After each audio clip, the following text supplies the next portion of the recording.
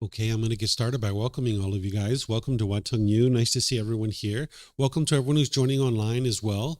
Tonight is our group learning program where each Sunday and Wednesday I get together with students. I guide you in a meditation session, and then afterwards I'll share a talk with you guys about the teachings of the Buddha. We just restarted this program from the very beginning, and what I'm doing is a 3-part series helping students to understand the Eightfold Path. This is the core central teaching of the Buddha, that everything he taught in one way or another plugs into this. And it's important to be able to focus on this as you're getting started on the path to enlightenment. And even as you journey on the path to enlightenment, you would be learning this really closely and dialing this in closer and closer to your life. So today, what I'm going to be doing is teaching the moral conduct section, which is helping you to understand what's called right speech, right action, and right livelihood. Because the way that you interact with others is going to determine what you experience on a day-to-day basis. So when you have wisdom about wise ways to interact with people, you'll see that you'll experience beneficial results and wholesome outcomes in your relationships. But when you're making unwise choices about how to interact with others, you're going to experience unwholesome results.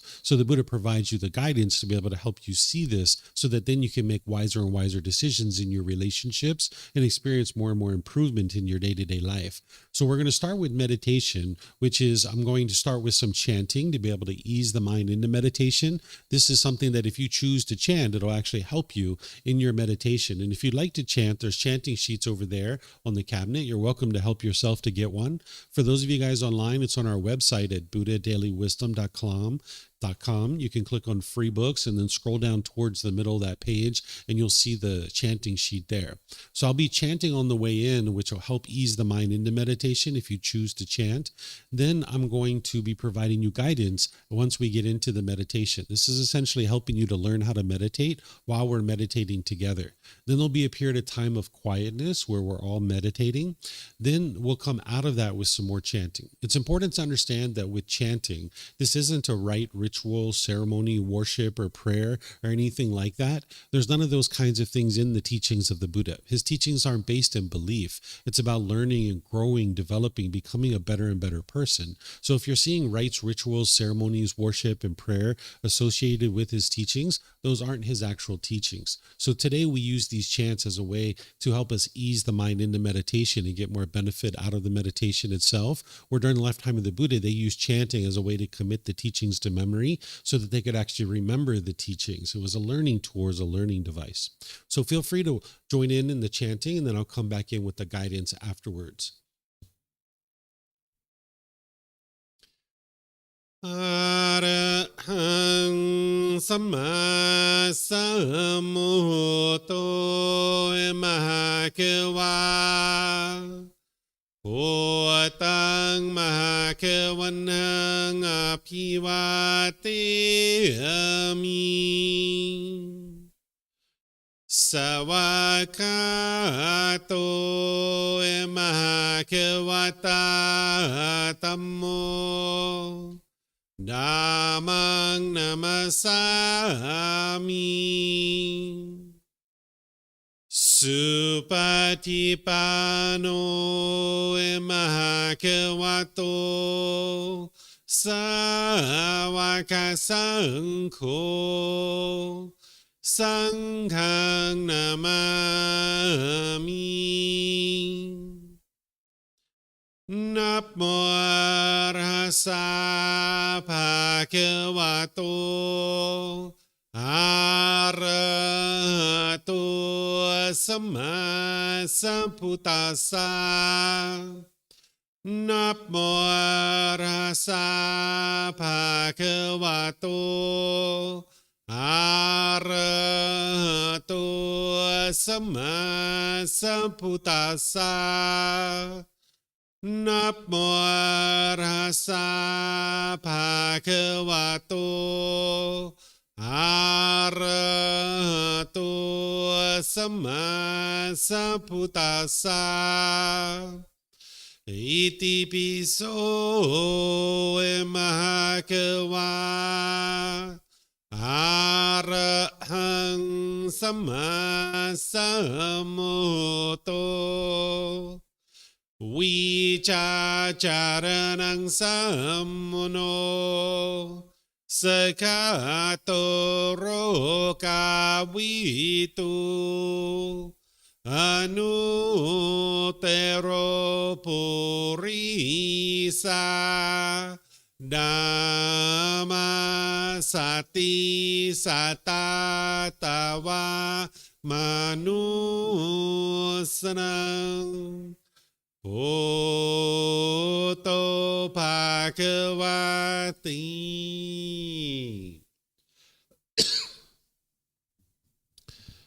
Okay, with the lower body and hands and arms comfortable, and the upper body erect, just close the eyes and start breathing in through the nose and out through the nose. Here, you're just looking to establish the breath, a nice, natural, steady, consistent breath, not forced or controlled, just a gradual inhale through the nose, experiencing the full breath. And then, whenever you're ready, exhale out through the nose. Breathing in and out.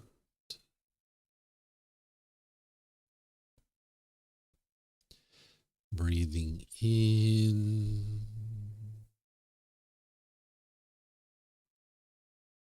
and out.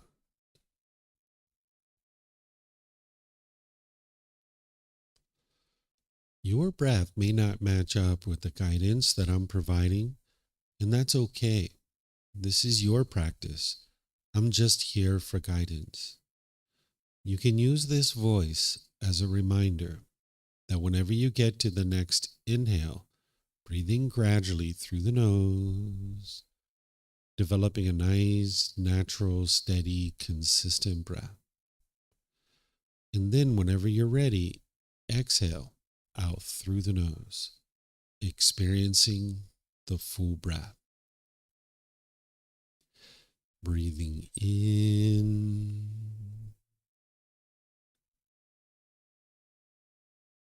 and out.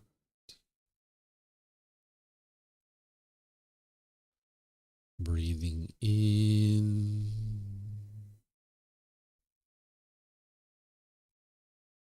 and out.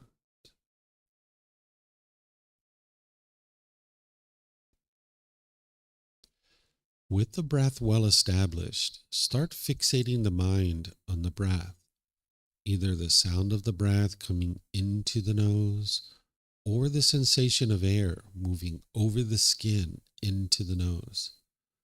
The breath is the present moment. Fixate the mind on the breath, the present moment. Breathing in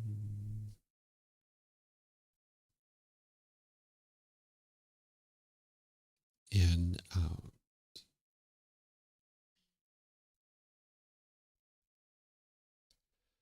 Breathing in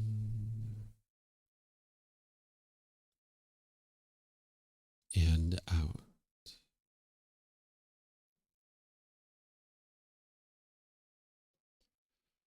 With the mind fixated on the breath, whenever you notice that it moves off the breath, cut that off, let it go, and come back to the breath, the present moment. No need to observe the thought, label it, judge it, analyze it, or even try to figure out where it's coming from. Whenever you notice that the mind is moved off the breath, cut that off, let it go, and come back to the breath, the present moment. Breathing in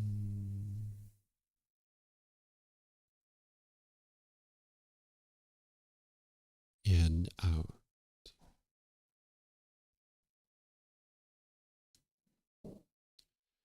Breathing in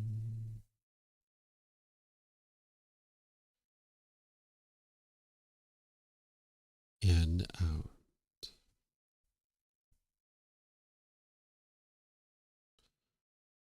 I'm going to be quiet now, and let you do this work of focusing on the breath, cutting off and letting go anytime the mind moves off the breath.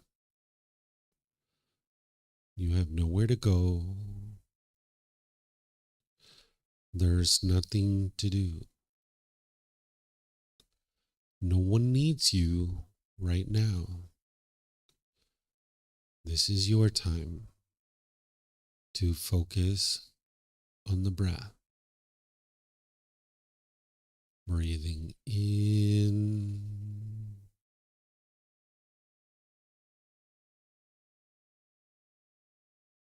and out.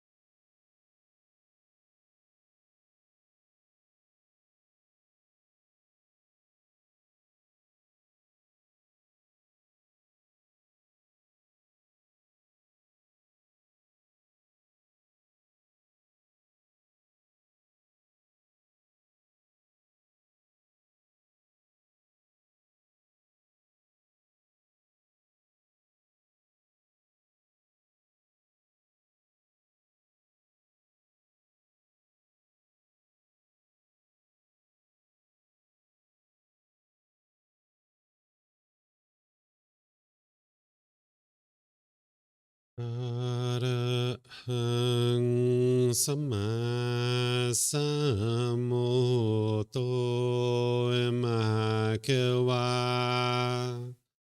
โพตังมหาเขวันหังอภิวาเทมิสวากขาโตมหาเขวตาธัมโมธัมมังนามัสสามิสุปฏิปันโนมหาเขวโตสาวกสังโฆสังฆังนามามิ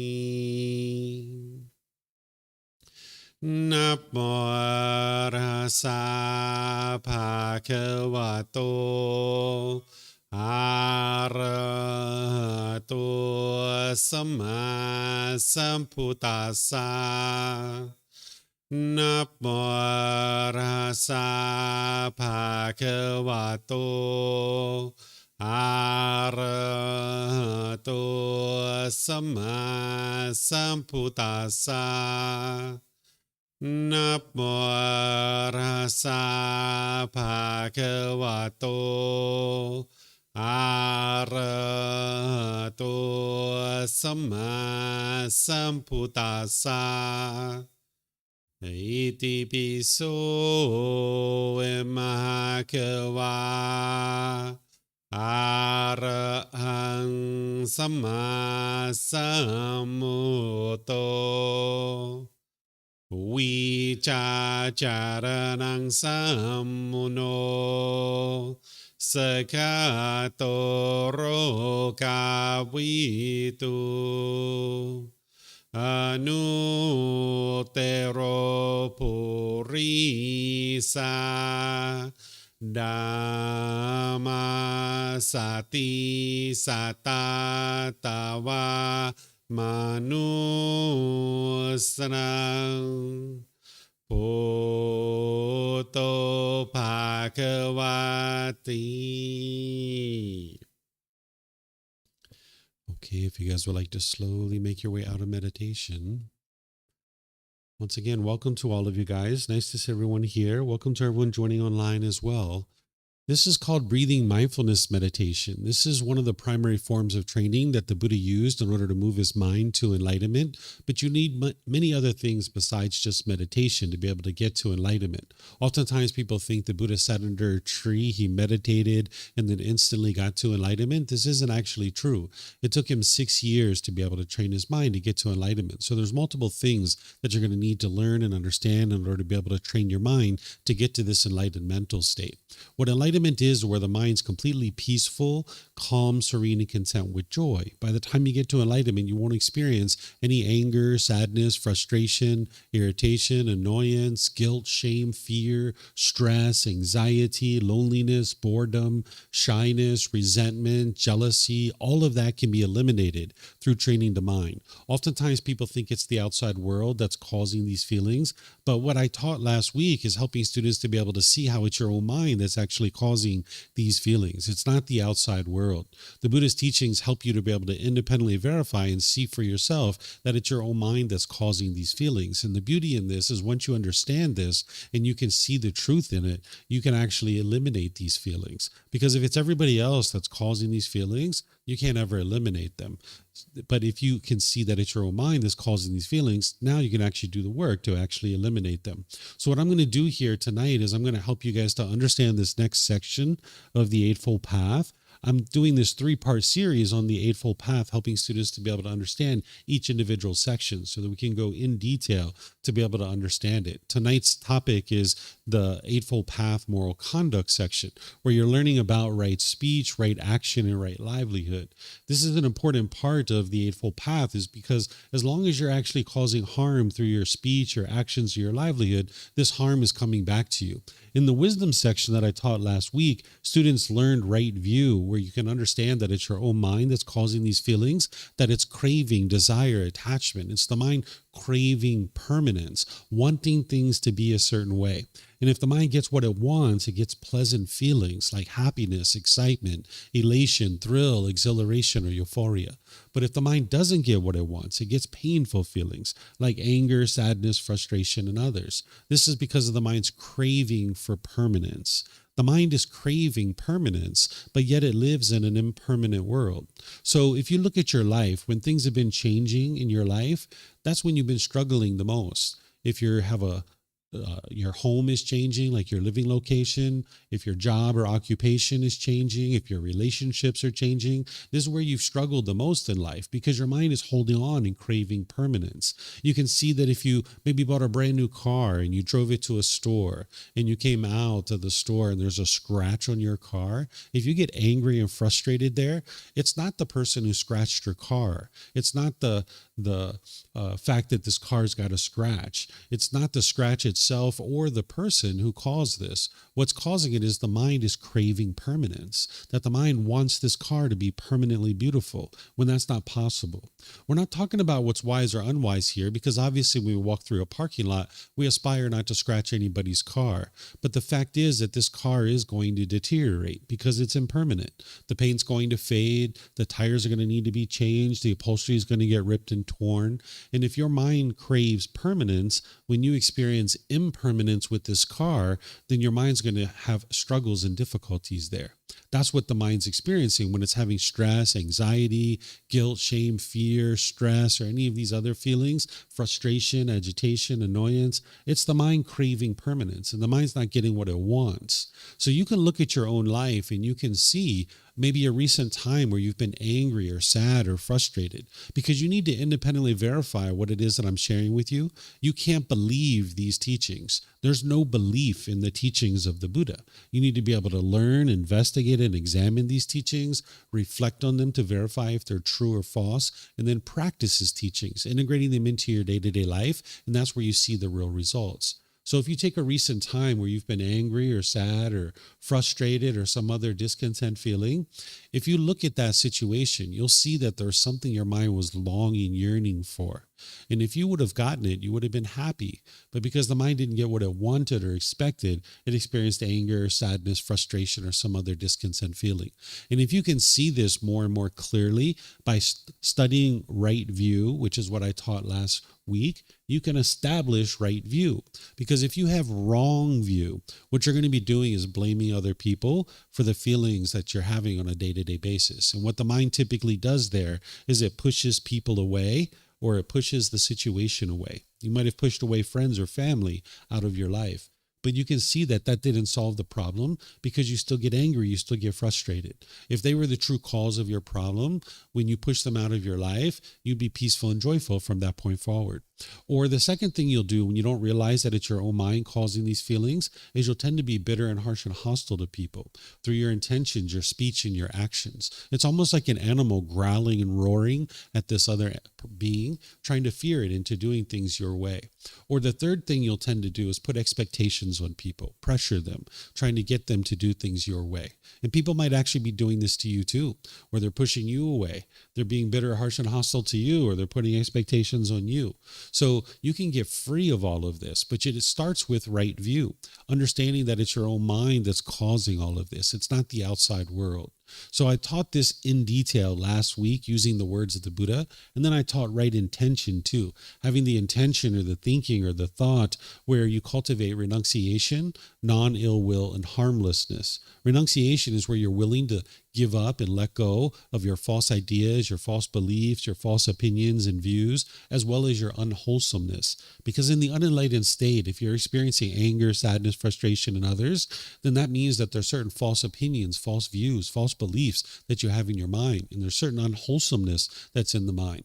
And you'll never get to enlightenment if you continue to hold on to that stuff. So you need to be willing to bring in this wisdom and eliminate your false beliefs, opinions, and views. So you're not bringing in new beliefs in order to get rid of your old beliefs. You're bringing in wisdom. And when you see this wisdom is conflicting with things that you've thought your entire life, you need to actually be willing to renunciate that or eliminate that. And then you also need to be willing to eliminate your unwholesome moral conduct. Then there's certain intention of non-ill will that needs to be cultivated. This is goodwill, having the genuine interest in seeing all beings be well. This is going to help you to cultivate the proper thinking or thoughts that are then going to emanate your speech, actions, and livelihood. And then you also need the intention of harmlessness, where you're disinterested or incapable of causing harm to others. Because as long as you cause harm to others, then harm's going to come back to you. So once you understand this and you study this closely, you develop a foundation of wisdom. And part of this wisdom helps you to be able to see that it's very unwise to be bitter and harsh and hostile to people. As long as you're bitter, harsh, and hostile to people, that's coming from your own mind, and it's actually damaging your relationships. You can see in situations where you've done that in the past, it's caused difficulties and struggles for you. But there's this better way of life that the Buddha taught. He's helping you to be able to see this natural law of cause and effect, or action and result. When you study moral conduct from the Buddha, it's important that you don't see it as rules or commandments, or that he's trying to convince you to do anything. That's not what he's actually doing. Instead, he's helping you to be able to see the certain decisions that you make and the certain results that you experience because of it. This cause and effect, or this action and result. This is the natural law of karma. Some people call this karma. You might have heard that. That's a Sanskrit word from the Sanskrit language, but the Pali language is what the original teachings of the Buddha are in. So people who study his original teachings will tend to use the Pali word. It's pointing to the same natural law. It's nothing mystical or magical. It's not about who's to blame or who's at fault. It's not about who's right or wrong. It's nothing mystical or magical or anything like that. It's not punishments and rewards. There's no being who's overseeing this and trying to control who experiences what. It's literally like a sequence of events that whenever you make a decision, then there's going to be a certain result. And that result is your karma. When you make decisions wisely, you're going to experience wholesome karma, wholesome results. When you make decisions unwisely, you're going to experience unwholesome karma, or unwholesome results. So what the Buddha is doing all throughout his teachings is helping you to awaken to this natural law. Awakening to something means to cultivate wisdom of it. So here with right speech, right action, and right livelihood, he's helping you to be able to see what are the wise decisions that you can make that are going to lead to wholesome results based in your speech, your actions, and your livelihood. So even though we call it right speech, right action, and right livelihood, one of the ways you might think of it is wise speech, wise actions, and wise livelihood. And now when you practice this, you won't be causing harm in the world, and more you'll see your relationships will improve. Oftentimes when people are trying to improve a relationship, they typically try to change the other person. And they think that's the way they're going to get to a better relationship. But the way that this works is you got to change your own mind, because you can't change other people. If you start changing the way you interact with people, that will actually change your relationships. So the Buddha is going to provide you guidance here in this eightfold path that's going to help you to be able to see wise decision-making around your speech, your actions, and your livelihood that is going to produce wholesome karma, or wholesome results, helping you to eliminate craving, desire, attachment, longing, yearning, chasing after the objects of your affection, forming your feelings on some external source. So as we go, I'm going to open up for questions. If you guys have questions here at the temple, we have microphones in the white bowl there. We have some up here as well. It'll help the people online if you use a microphone. You just need to get one and press the gray button. You can take it back to your seat and hold this up to your chin. We'll be able to hear you here at the temple. They'll be able to hear you online as well. And then you can keep it with you, because you might have more than one question, or someone around you might have a question. And you can turn it off if you don't mind when you're not using it, because that way we won't get feedback through the speakers. And then anybody who's online, you can ask questions through the comment section of Facebook, YouTube, or Zoom. Or in Zoom, you can electronically raise your hand, unmute your microphone, and ask any and all questions you like that way.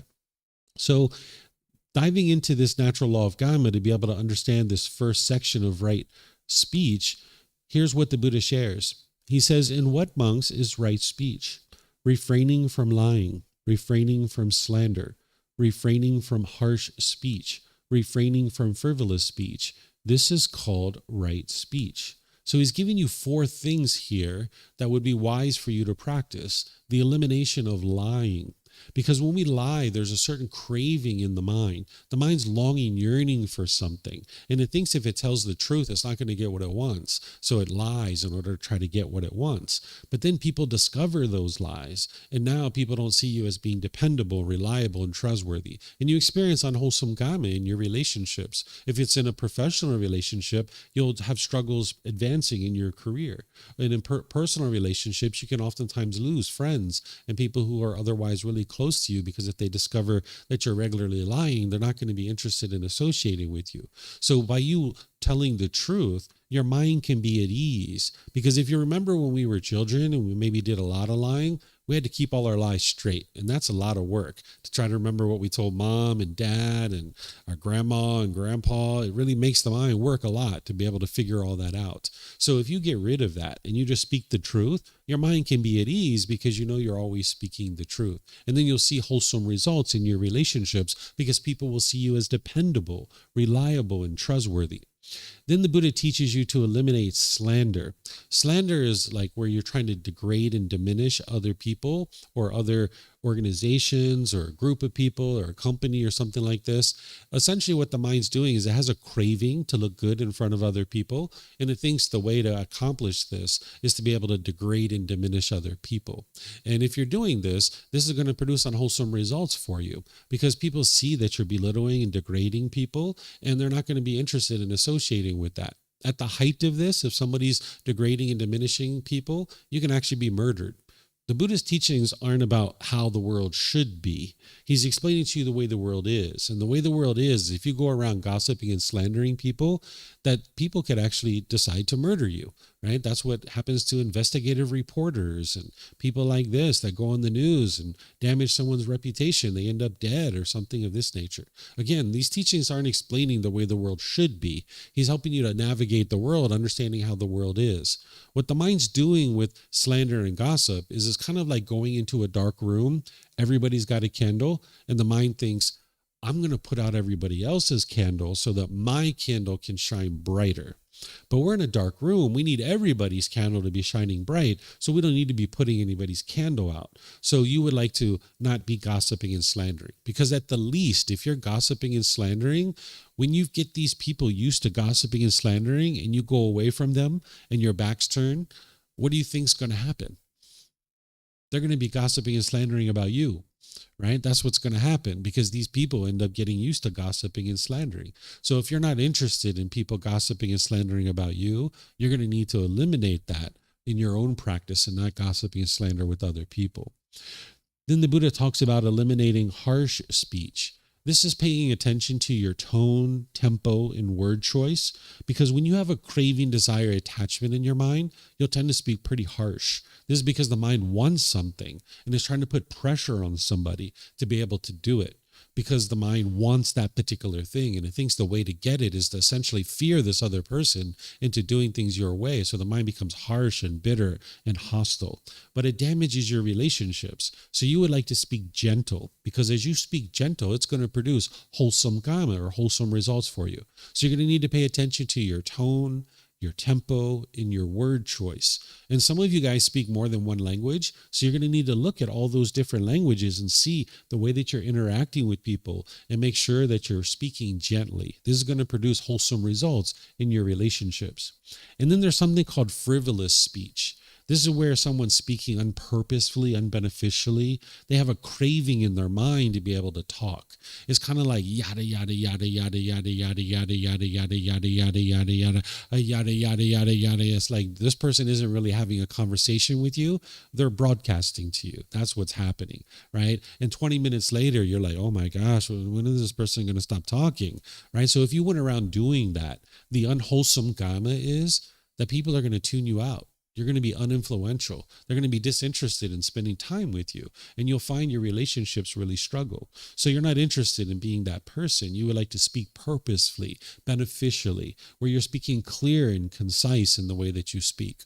So this is the top part of right speech. This is part of the Eightfold Path.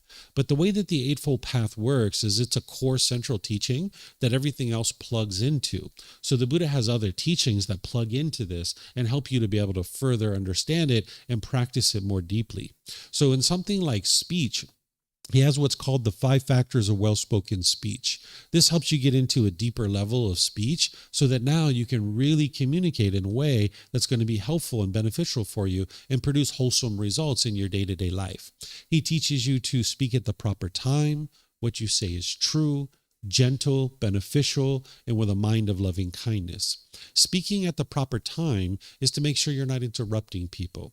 If you're interrupting people, you don't like it when people interrupt you, and other people aren't going to like that either, and you're going to find it weighs on your relationships. There's a craving there. The mind wants to jump in and talk, and it's not willing to wait its turn. So the mind becomes very eager to be able to talk, and it jumps in without waiting its turn. The other part of speaking the proper time is to make sure your mind's prepared to talk. Because if your mind's angry and frustrated and agitated, it's not the proper time to talk. You can see when you've done that kind of thing in the past, it's produced unwholesome results for you because you just have anger and frustration coming out when you talk.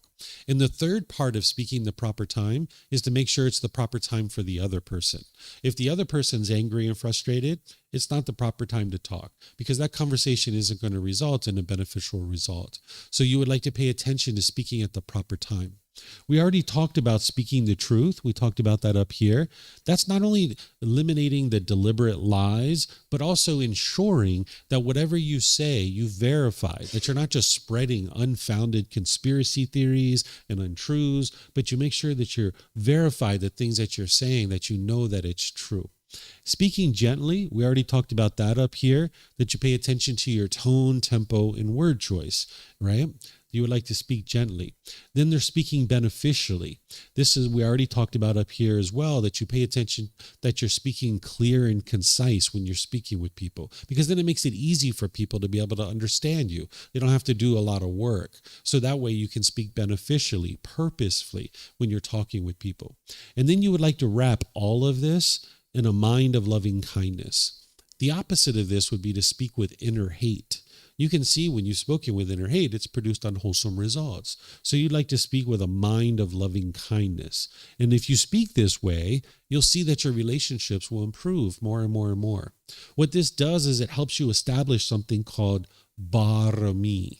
This is a Thai word. Here in Thailand, if you live in a village, there's usually village elders that everybody knows that they're very successful. And if you would like help with anything, you can go see the village elders and they'll help you with that. When I say that they're successful, I don't necessarily mean financially successful, because anybody can go make a bunch of money, but it takes somebody really wise to be able to have harmonious relationships. That's what it means to be successful, is to have harmonious relationships with the people around you. So these people have barami. It means the one who people listen to. They're very influential in the community, and people are interested in seeking their advice and their guidance because people know that they're wise. So if you're interested in being influential in your personal and professional life, you're going to need barami. You're going to need to be the one who people listen to. And the way you establish that is by talking wisely, where you're not causing harm to other beings. So this is the Buddha helping you to be able to see the natural law around speech. But remember, don't believe any of his teachings. You need to independently verify these. So take a recent situation where you had a conversation and it didn't go well. It didn't turn out the way you would like it to have turned out. You can look at these particular factors and you can see that you weren't using these 5 factors, that you weren't necessarily speaking at the proper time. You weren't speaking true, gentle, beneficial, or with a mind of loving kindness. Because this is the natural law. It doesn't matter if you're aware of it or not, it still affects you. So if you weren't practicing the 5 factors of well-spoken speech, or the other person wasn't practicing, this conversation has the potential to not go well. But then also look at the other side of this. Because you've been in plenty of conversations that have gone well, look at that side too. And that's because you were practicing the 5 factors of well-spoken speech, right? You were speaking using all of these, but you weren't doing it consciously because you weren't aware of them. So what you would like to do is bring this up into your consciousness where you understand what these 5 factors are and you practice them closer and closer and closer. When I was first doing this, I used to look at them in the morning and bring them up into my mind. It'd take me like a minute or so to refresh my mind on what they are. Then I would go out in my day and practice them in the morning. I'd have business meetings. I'd be talking to people, having different situations. And then in the lunchtime, I would look at them again and I would look to see which ones I was doing well and which ones I wasn't doing well. And what I noticed is I used to interrupt people. I was so eager to jump in there and talk. And I was like, oh, I got to work on that. And I was like, oh, but over here I spoke gentle. That's really good. I need to keep doing that. That's pretty good, right? So don't just look at the detrimental side. Look at the wholesome side too, because you'd like to support that and continue to do that. And then the part where you're doing things that are unwise, you'd like to get rid of that. So you're going to need to practice this consciously. So here, what I mentioned to you is that we're talking about right speech, because that's what the Buddha referred to it as, is right speech. But because of the way that we are interacting in the world today, we might actually think about this as right communication, because we have many more ways to communicate than just speech. 2,500 years ago, they didn't have that. We would like to apply this to all parts of our communication, whether it's text messages, voicemail, social media, emails, all of this stuff. Because if we're practicing right speech, where we go into a job interview and we do really, really well with our speech, and they want to hire us and give us a really big fat paycheck, well, when you leave there and they look at your social media and they see that it's bitter and harsh and hostile, you're probably not going to get the job. So that's why you would like to make sure all your communication is using these 5 factors of well-spoken speech. For example, if you went over to your keyboard and you were pounding on the keyboard, sending out an email, and you were angry and frustrated, it's not the proper time to be communicating, right? That falls right here, that your mind isn't the proper time to communicate. So you might hit save on that email instead of send, because if you hit save, it's going to go out into the world, and now that's all going to come back to you. So you would like to maybe come back a few hours later or a few days later and look at that email. And that's what's going to help you to produce wholesome results. So as you're bringing this up into your consciousness more and more, and you're starting to practice it more and more closely, between now and then, you're probably going to have a lapse of memory in some situations, and you might be struggling with what you should do in terms of making wise decisions. If you can remember to speak polite, kind, friendly, and respectful, that's going to actually help you to be able to accomplish what it is that you're looking to accomplish. That you still need the 5 factors of well-spoken speech. If you don't know the 5 factors of well-spoken speech, you wouldn't actually be able to get to enlightenment. But in the meantime, as you're building your way up to that, remember, polite, kind, friendly, and respectful. That's what you would like to be focused on. Because if you're on the phone with your parents or something like that, your mom or dad, and you feel the anger coming up, you got to remember, polite, kind, friendly, and respectful, right? It's not the proper time to talk. Let's step away from that conversation, right? So you would like to be able to pay attention to this. What you're going to find is that these methods of speaking, you'll find it to be the most difficult with people that you're closest to, people that you have craving, desire, attachment in those relationships, your parents, your siblings, your life partner, your children. That's the hardest relationships for you. Your acquaintances and people that you're not attached to, that's really easy for you to be polite and respectful. It's really easy for you to speak gentle in those relationships. But these relationships with your parents, your siblings, your life partner, your children, that's where it's really hard for you, because your mind's wanting and expecting things to be a certain way with those people. That's why it's a struggle for you. It's not the other person that is the problem. It's the mind itself that's holding on and having certain wants and expectations. So do you guys have questions about right speech and what this is all about and how the Buddha taught this and how it applies to your life? You have a question? Yeah, go for it. Yeah, that'd be great. The people online will really appreciate that.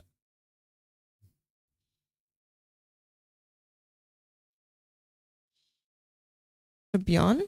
Okay. My question is, when you in kind of way optimize your own 5 factors, how do you react when the other people don't respect you in this way? Like when you talk to another person that is obviously not respecting these 5 factors, what do you do? Because you cannot control it. Sure. So this 5 factors isn't dependent on somebody else, right? So you're not interested in reacting. That's the way you mentioned it. Because with a reaction, you're reacting out of anger and frustration. What you're interested in doing is responding. And now when you respond, you can respond from a place of calmness. If somebody's being disrespectful, that's coming from their mind. But your mind's going to have a craving for everybody to treat you a certain way. That's the craving for permanence. I want everyone to treat me this way. And if they treat me this way, I'll be happy. But if they don't, I'm going to be angry and frustrated. That's the mind's craving, desire, attachment. So you've got to get rid of that. Understanding some people are going to treat you polite, kind, friendly, respectful. That's the majority of the world, right? But there's going to be certain people that treat you in ways that you would rather they don't treat you. But just understand that that's a reflection of them, not of you. That's what's going on in their mind. Their mind is producing that. Their mind is causing that. So if somebody's being impolite, unkind, unfriendly, and disrespectful, the best advice I can give you is just walk away. They might get more angry, they might get more frustrated, but that's all the more reason to walk away, because you can see they're having craving in there. They want and expect you to do things their way, and they're only willing to talk to you if you do things their way, and now they're being disrespectful and unkind. And when you walk away, what this person learns is, well, if I'd like to talk to her, I'm going to need to be calm. I'm going to need to be respectful. Because if it's like a parent or a sibling or a life partner or somebody like this, over time, they will learn that you will only talk to them when they are calm and when they're respectful. But if they're being disrespectful and angry and frustrated, and you're angry and disrespectful right back, it's just like fireworks that goes off, right? So it's kind of like when somebody picks up the rubber ball of anger and throws it around the room, you'd like to just let it lose its energy and roll to the corner. And now you don't pick it up, because if you pick up the anger, you throw it back at them, it's just going to come back at you again, right? So you'd like to just walk away. And it'll take a certain period of time, but over multiple weeks and months, they'll eventually realize if they'd like to talk to you, they're going to need to be calm and polite and respectful. What you're going to need in addition to this moral conduct is you're going to need this mental discipline section. This part right here is what's going to help you to implement the moral conduct. That's why it's an entire path, because it's wonderful to sit here and talk about speaking gently to people, but it's a whole other thing to do it. And that's where you need the mental discipline section to train your mind so that you can implement the moral conduct section. But ultimately, you would like to just walk away in those situations. That's the best thing to do. Yeah, I see a bunch of people have questions. You have a mic, so why don't you go first? Yeah. Hi. What's my question? How do you challenge the craving, especially with the people closest to you, like you mentioned? Yeah, there's multiple things you can do. Just like I was mentioning with this young lady, you're going to need to learn the mental discipline section, because this is consistent, ongoing training. Because your training is, yes, meditation, but your training is outside of meditation too. Because when you notice the anger and frustration coming up, if you notice it, that's your mindfulness. And then when you apply the effort to cut it off and let it go, that's right effort. Because if you just allow your mind to unravel on itself, now you're just kind of, angry and bitter and harsh and hostile, and venom is coming out of your mouth. So you need the mental discipline section to be able to now apply in your day-to-day life. You also need things like, we call it contemplation of death, or reflection on death, where, like, say you're really attached to a certain member of your family, you can actually sit quietly for like 10, 15, 20 minutes and contemplate death, meaning that you're thinking that they have actually already died. You're not aspiring for them to die. You're just kind of getting your mind acquainted with the idea that this relationship is impermanent, so that your mind can deeply understand that this relationship is not permanent. Because what the mind's doing in those relationships is it's craving permanence. It's craving mom and dad to be a certain way, or brothers and sisters to be a certain way. You need to basically eliminate that. You need to basically sever that, so that you're no longer longing, yearning, and putting expectations on people and wanting them to be a certain way. So there's this contemplation of death, or mindful, this reflection of death that'll help you to be able to train your mind to let go. But there's multiple things that you need. So it's an entire path. And that's what I'm going to be teaching in this program over a 7-month period. Step by step, I'm going to be teaching the entire path.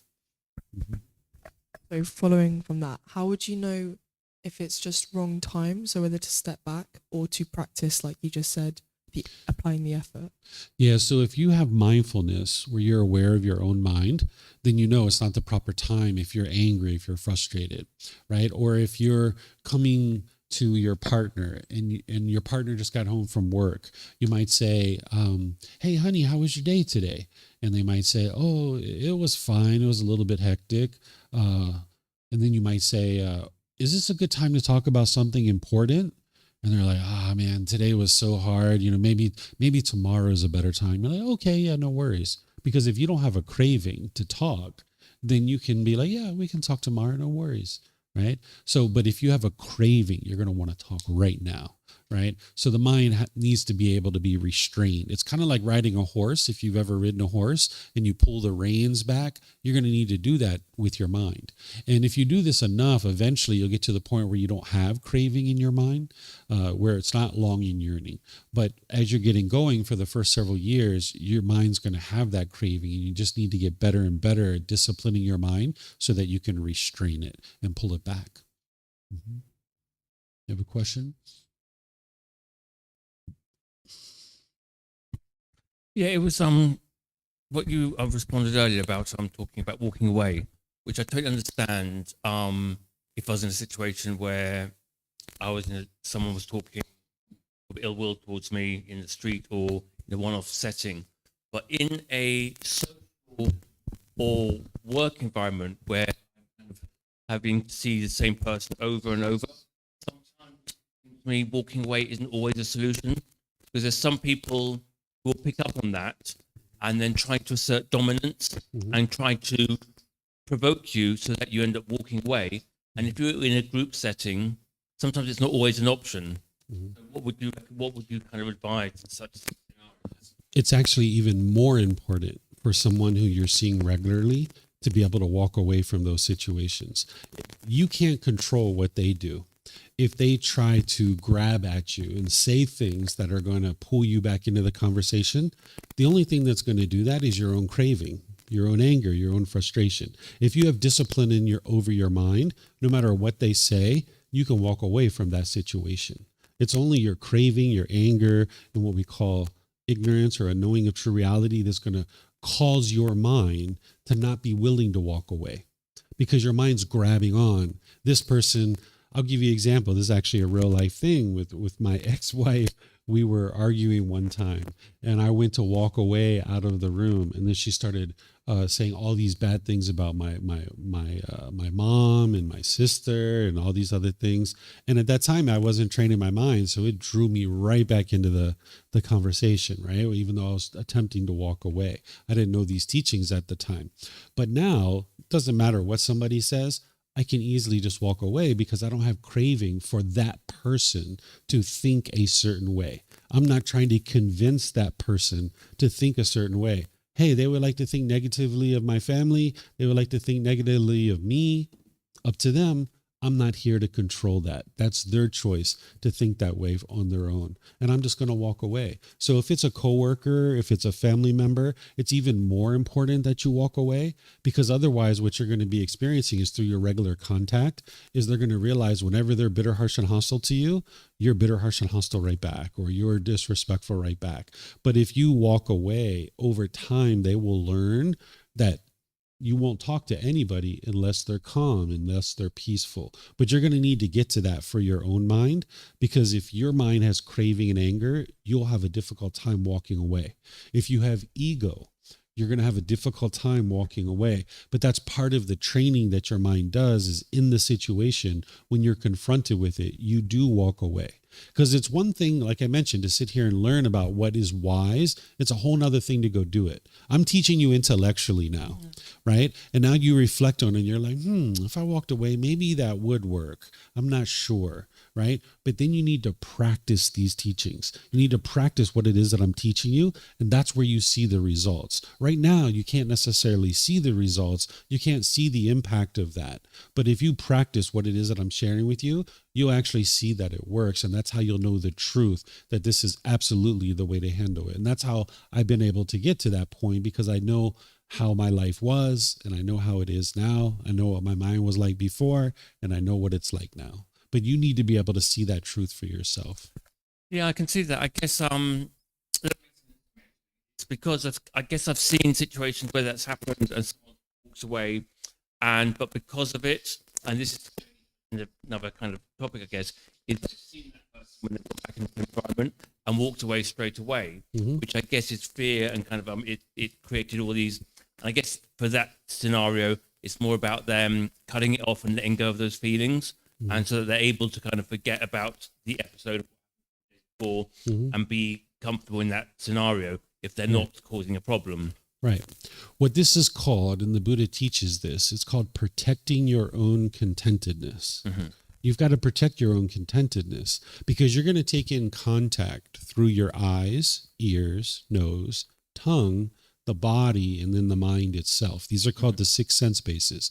And when you're taking in contact, if it triggers one of your cravings in your mind, it's going to produce anger. So if you're in a situation where you're noticing that you're starting to get triggered, you need to eliminate contact. By you eliminating contact, it actually protects your contentedness. Whereas if you stay in the situation, you're going to keep seeing those same things, those faces that they're making. You're going to keep hearing those things that they're saying, and so forth and so on, right? You're going to keep experiencing contact, and it's going to keep triggering your cravings, and that's where you're going to get angrier, angrier, and angrier. So the Buddha teaches this, that you need to eliminate contact. You need to step away so that you can protect your own contentedness. He also calls it guarding your doorways, because your doorways, again, are the eyes, ears, nose, tongue, the body, and the mind itself. This is where you're going to take in contact, and your mind can potentially be triggered, and you would like to guard those doorways. And that's by stepping away, it allows you to guard those doorways. Eventually, you'll get to the point where you've trained your mind so well, you won't have to step away. You can just sit there and smile, and somebody can be saying all kinds of berating stuff, and you probably won't stay there because it's not necessarily wise, but you could stay there and just smile and be completely unaffected by anything and everything that they're saying, right? But you can't get to that as long as you allow your mind to be triggered. So that's why you've got to be able to walk away and do that for an extended period of time to gain control over your mind. And then once you know that you can do that and you've gained that control, now you'll be able to be better in the relationship and be able to see what's going on. And they're going to get used to you leaving, and they're going to start calming down. They're going to start learning, if I'd like to talk to him, I'm going to need to be calm, and I'm going to need to be respectful, because he doesn't talk to me if I'm not that way. Yep. Have some more questions? Okay. On the slander, you mentioned like the investigate a reporter case that it can be leading to even people gonna murder them. But a lot of investigate reporter, they actually unfold a lot of unwholesome things, which benefits a lot of people, which I feel like is a right thing. And then in this case, what should they do? Should they quit their job, or then how this going? Or I wouldn't be here to tell somebody that they should or shouldn't quit their job. That's not a choice for me to make. What I'm here to do is help people to see the natural law of karma. And then when they see the natural law of karma, it's up to them to be able to make the choices for themselves of what they would like to do. I can tell you how they do it here in Thailand, because they're more aware of these things, is if somebody's going to write a news article about a politician and corruption, or a police officer who's corrupt or something like this, they don't put their name on the news article. It just says staff writer. That's what it says, right? Because they understand if they put their name on that article, that it's going to come back to them. So this might be a person who only, the boss knows who actually wrote this article, and the boss isn't telling anybody who wrote this article, right? So they do it that way in order to be able to help people to understand what's going on in the public. But I don't even suggest that, truthfully, because going out and, this is not a foolproof plan, right? Because it can still be discovered who actually wrote this, right? So whether someone chooses to do this or not is a choice for them to make. A person who's writing articles and going on news, they're gossiping and slandering, and this is why they experience the results that they experience. And even that staff writer, right, they can't actually move up in their career because nobody knows that they're this great journalist who's been uncovering all this kind of stuff, because they have to hide what it is that they're actually doing. So it's better to not gossip and slander, because you say that they're benefiting other people, but are they really? That's what you're thinking now, but you need to be able to get to a point where you as an individual are able to make wise decisions about the things that you're involved in.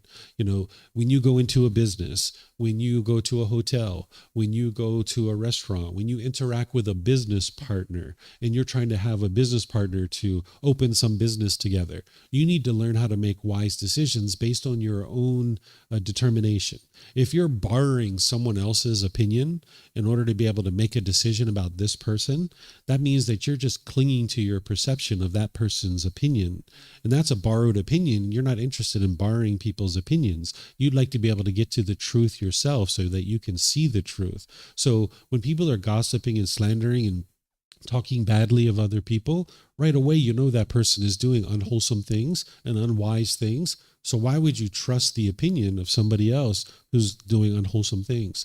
Also, when someone's gossiping and slandering, they have ill will in their mind.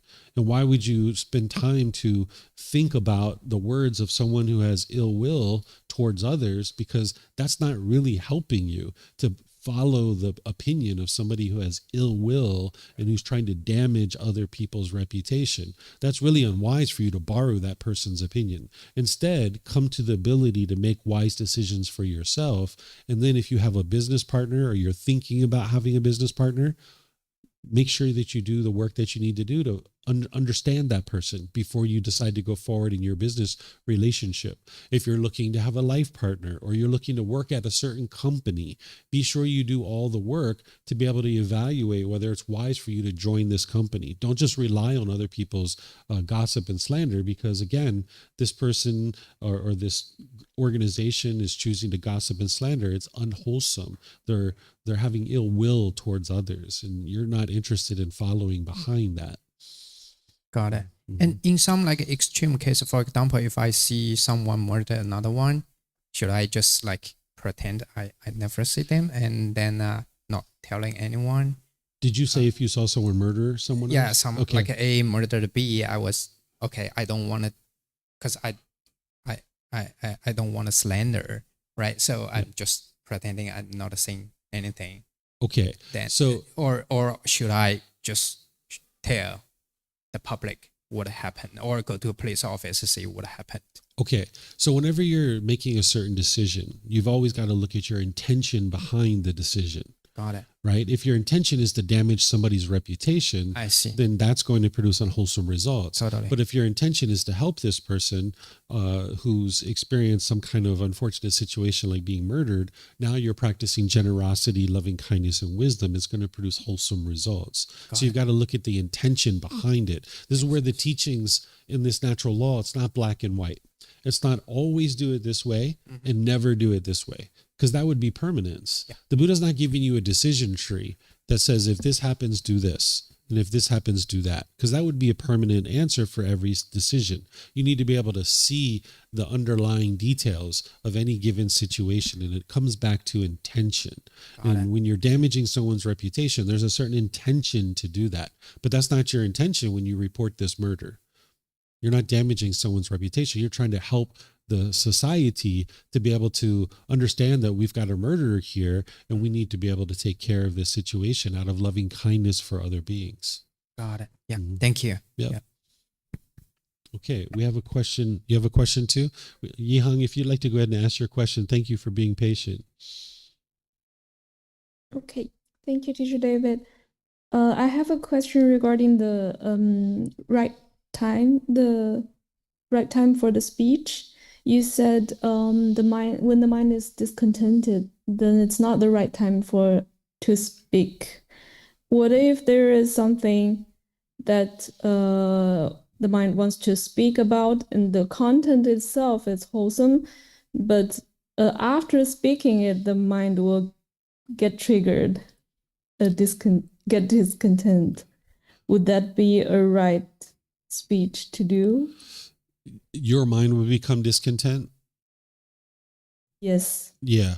So in that situation, you would like to get rid of your craving, desire, attachment. Again, you need to protect your own contentedness. One of the things you said there is you said, what if I want to speak about something? That's the craving, desire, attachment. You need to be understanding that there's a proper time to speak about each individual thing. And if your mind has craving, desire, attachment, and you're speaking based on a craving, it's going to produce unwholesome results for you. So you need to be able to restrain your mind and understand that there is a better time to talk about that particular topic. And at that particular time is not the best time to do that. And if that means you need to wait a few hours or a few days, if you don't have craving, you'll be willing to do that. But if you have a craving, you're going to want to talk about it right now. That's the way that the mind functions, and that's what's going to produce unwholesome results for you. Okay. Thank you, Teacher David. You're welcome. Frivolous speech, and it's more when the person you're talking with is speaking frivolously. So my craving would be that they stop. But as you said, frivolous speech is like the karma is that people don't listen to you. So how would I navigate a situation where I want someone to stop because of the reasons that you said not to do it in the first place? Sure. So this path to enlightenment is all about you practicing to get rid of your craving so that your mind's not getting discontent. So in a situation where somebody's talking with frivolous speech and your craving is getting triggered, my guidance to you would be to train your mind to be in that situation and reside peaceful and joyful. The person who's speaking frivolously, my guidance to them would be, it would be wise for you to not practice this frivolous speech, but each person has to focus on their own enlightenment and their own journey to enlightenment. So in that situation, it's wise for you to eliminate your craving. But let's just say your craving is eliminated. You're completely peaceful and joyful, and your friend is actually speaking frivolously. The best thing to do in that situation to be able to help your friend, because you can't give unsolicited guidance. If you give unsolicited guidance, this is coming from your ego, trying to tell that person, hey, the Buddha taught that you shouldn't have frivolous speech, and you should really stop this. This is like the ego coming out. So there's ways for you to skillfully help this person without doing that. So let's just say you're completely calm. There's no craving whatsoever. This person's been talking for 5 minutes, 10 minutes. You're like, whoa, they're not breaking, right? So what you can do is you can create a break where you can be like, hey, I need to go to the bathroom. I'll be back. Right? Because usually people aren't going to be like, no, you can't go, right? Going to the bathroom is like a wonderful way to get out of a conversation. And you're like, hey, I need to go to the bathroom. I'll be back. So now you go to the bathroom, and maybe you just go in there and you wash your hands or whatever. You don't even have to go to the bathroom. You just need to wash your hands. And that's really what you're doing, right? Or you get a paper towel and you blow your nose or whatever it is, right? So now you come back, and now you change the topic. You switch to something completely different than other than what they were talking about. You start talking about other things unrelated, and this will help their mind to kind of shift, because before they were kind of in this tailspin where they were just talking and talking and talking, and you've created a clean break by going to the bathroom, giving their mind the opportunity to take a break. But when you come back, they might try to jump on you again and start trying to talk again. But that's why you would like to come in with some topic that you can change the subject to something else, because obviously this one, their mind's just going and going and going and going and going. Mm-hmm. Got it now. Yeah, sure. Okay, yeah, you can think about it. Okay, so we have this next step here. This next factor is called right action. Here's the words of the Buddha. In what, monks, is right action? refraining from taking life, refraining from taking what is not given, refraining from sexual misconduct. This is called right action. So here the Buddha is giving you 3 bodily actions that are really impactful and that can cause a lot of harm. But he's not giving you an exhaustive list. It would have been impossible for him to give you an exhaustive list. Because notice he doesn't say that it would be unwise to take your suitcase, roll it through the aisle of an airplane, run over people's feet and bump into their knees. He doesn't say that, right? Because the airplanes didn't even exist 2,500 years ago. So it'd be impossible for him to do this. What he's talking about is making sure you're not causing harm through your bodily actions. Because if you cause harm through your bodily actions, harm's going to come back to you. That's the natural law of karma. Like if you went up to someone and punched them in the face, well, the natural law of karma is they're probably going to punch you back, right? Or they're going to pull out a knife or a gun, or their friends or their family are going to attack you. That's the natural law of karma. It's not punishments and rewards. It's not about who's to blame or who's at fault. It's a sequence of events, and it's based on your decisions. And whatever decision you make, it's going to produce a certain result. So the Buddha is not giving you an exhaustive list here because you need to figure those out. But instead, he's giving you 3 really impactful ones. But he's talking very generally and very broadly here because there's another teaching that he has that expands this for you to help you understand it in more detail. It's called the 5 precepts. The 5 precepts will actually expand these for you and give you more details. If you've heard that the Buddha taught no killing, no stealing, no sexual misconduct, no lying, and no intoxicants, that's not from the Buddha. He never taught that. That sounds like black and white. It sounds like rules and commandments. He didn't teach that way. He uses much more illuminating language that is going to help you to be able to understand things in more detail. But here in the Eightfold Path, he's using very general and broad language because he's essentially pointing to the 5 precepts so that you'll go over there and you'll see those and you'll be able to see in more detail. So for example, like refraining from sexual misconduct.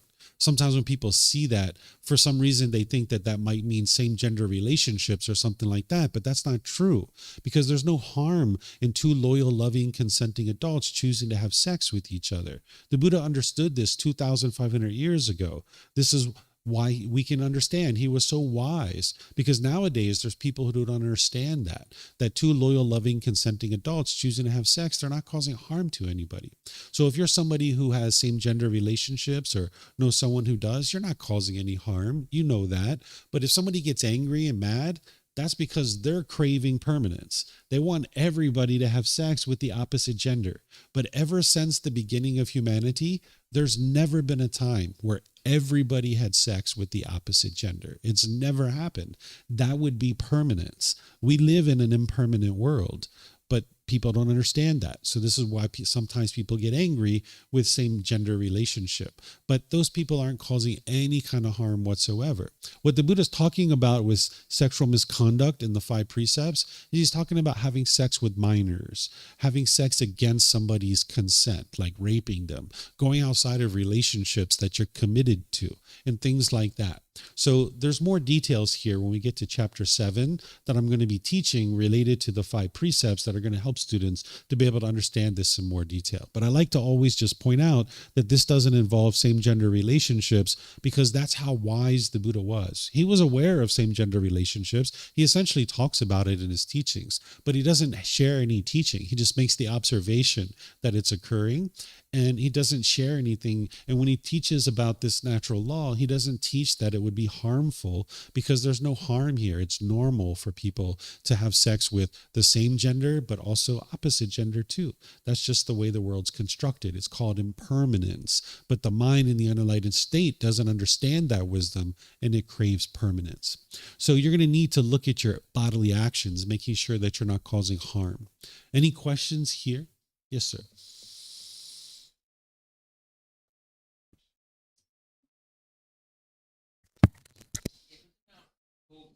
Working, it's about cause and effect really, and the laws of gamma, because there seems to be this misconception in general, everyday conversations where people talk about, and I don't know if it applies, where people talk about karma and they'll talk about, oh, my ex-partner, he stole a considerable amount of money from me, and then 2 weeks later he was fired from his job.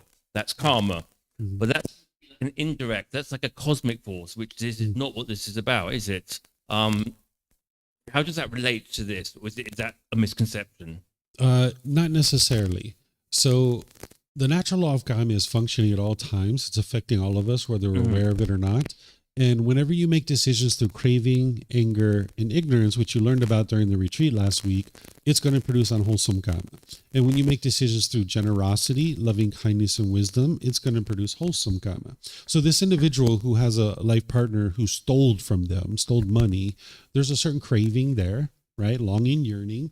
There's a certain ill will towards that person. And there's a certain amount of ignorance or unknowing of true reality, not realizing the harm that they're causing and that it's going to cause them harm.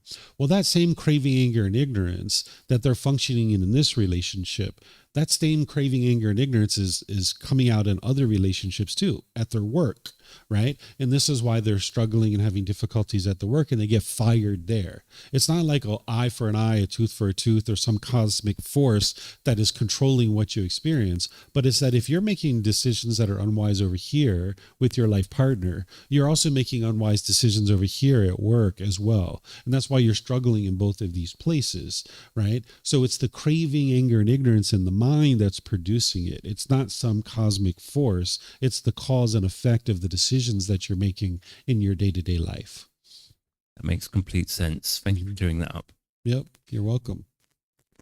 All right, so now we'll move to this last part for tonight. It's called Right Livelihood. First, what a livelihood is how you choose to sustain your life. If you choose to sustain your life off of causing harm to others, this harm is going to come back to you.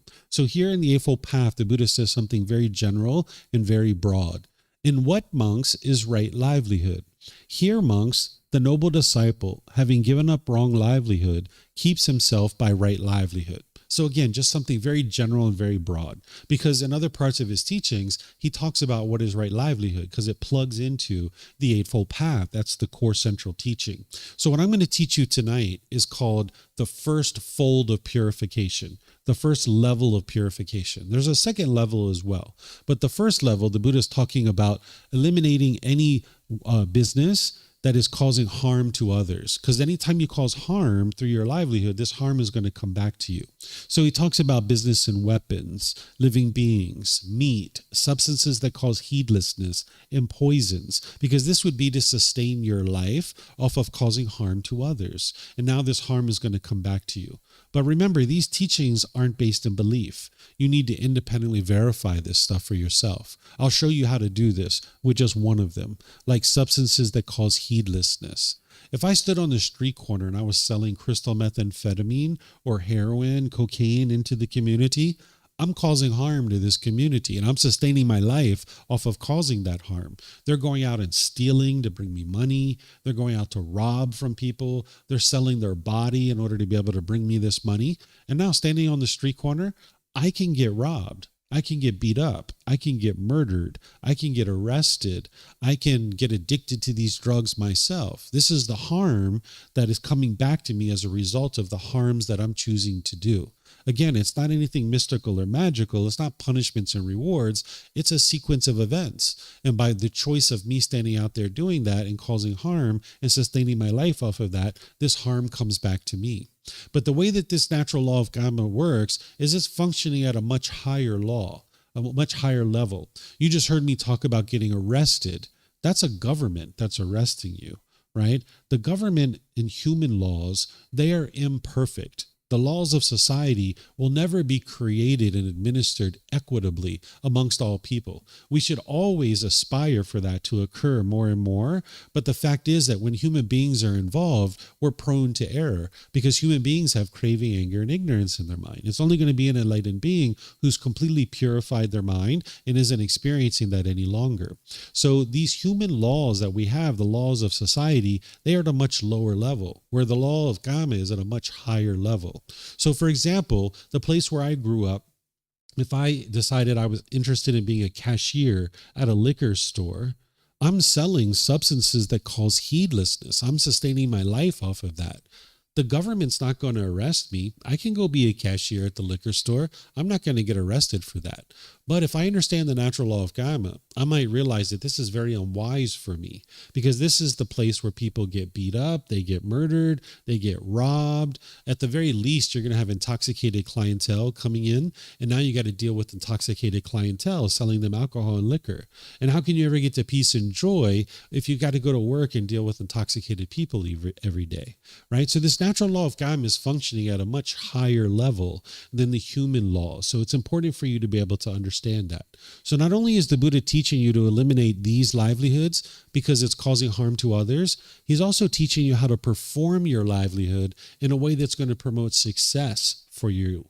Because by you getting to a livelihood where you're performing really well and you're very successful in your livelihood, this is going to promote peace and joy in your day-to-day life. So he's teaching you to eliminate scheming, flattering, hinting, belittling, and pursuing gain with gain, because that's going to produce the best results for you in your livelihood. So for example, if I was the mayor of a town, I'm not causing any harm by being the mayor of this town, right? It's not business and weapons, living beings, meat, substances that cause heedlessness or poisons. But if I'm scheming, right, if I'm corrupt and I'm doing backhanded deals based on my position of authority, well, now people are going to find out.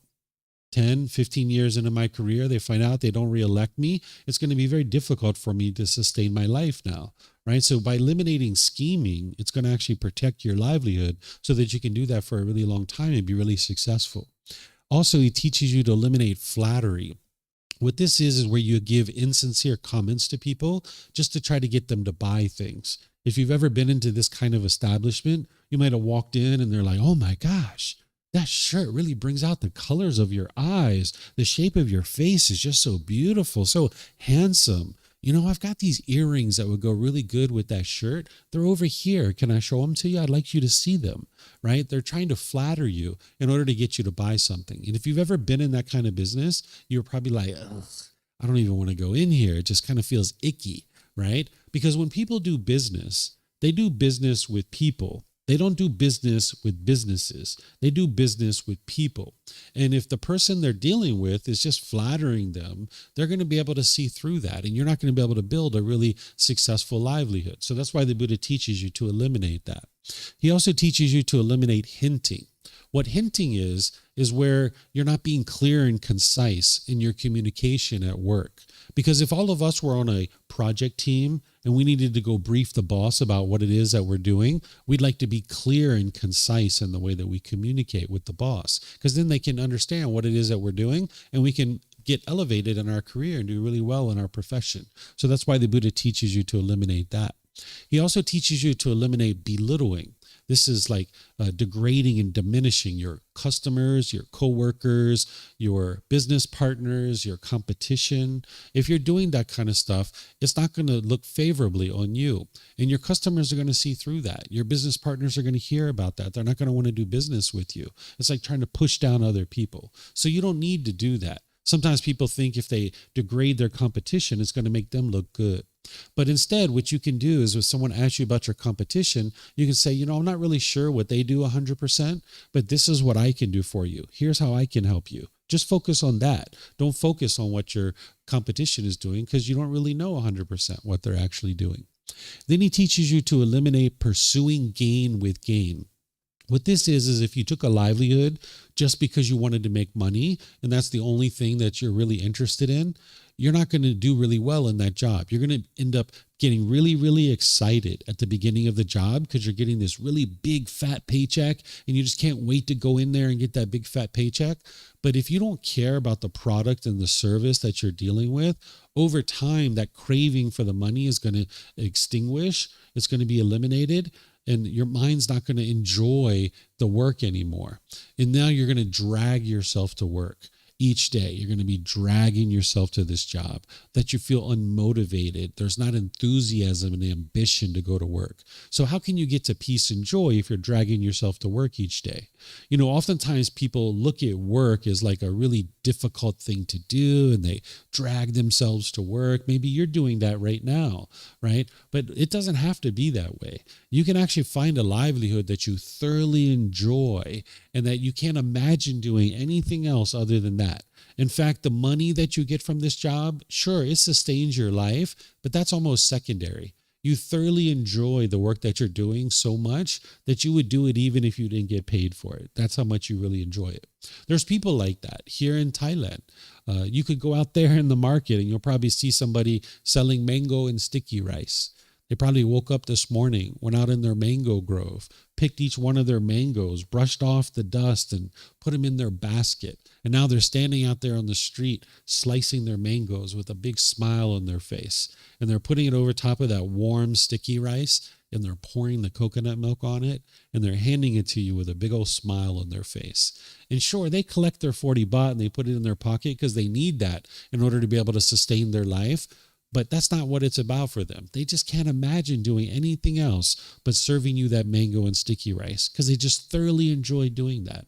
So what you need to do is you need to find your mango and sticky rice. What's your mango and sticky rice that you can't imagine doing anything else other than that? And sure, you make money at doing this, but that's a secondary. You just thoroughly enjoy what you do each day. So you would like to find your mango and sticky rice. So if you're in a job right now that you don't really like, or if you're in between jobs and you need to find a new job, you're going to need to figure out what's your mango and sticky rice, right? So this is the first fold of purification to be able to help you get to a point where you're practicing a livelihood that is going to lead to wholesome results for you. But there's a second level of purification too. And if you're interested in that, like if you're in a job that you don't particularly like right now, or you're in between jobs, you might look at volume 12, chapter 14 of our book series. That's where you're going to see the full teachings of the Buddha about livelihoods and how to get to a point where you can thoroughly enjoy the work that you do each day. So it's in volume 12, chapter 14. Okay, so any questions on livelihood here? No questions? Okay, I don't see any online either. Okay, so I'll just summarize what we've been talking about. We've been talking about right speech, which is ensuring that you're not causing harm through your verbal conduct. But understand that this is relating to communication. You would like to apply this to your text messages, your chats, your posts, your emails. All of that should be harmless. Refraining from lying, slander, harsh speech, frivolous speech, speaking at the proper time. What you say is true, gentle, beneficial, and with a mind of loving kindness. Understanding what all of those things are and applying it in your day-to-day life. Then you'd like to practice right action, making sure you're not causing harm through your bodily actions, eliminating killing, stealing, sexual misconduct, but understanding what that is in more detail, and then making sure you're not causing harm with your bodily actions, understanding that the Buddha didn't give you an exhaustive list.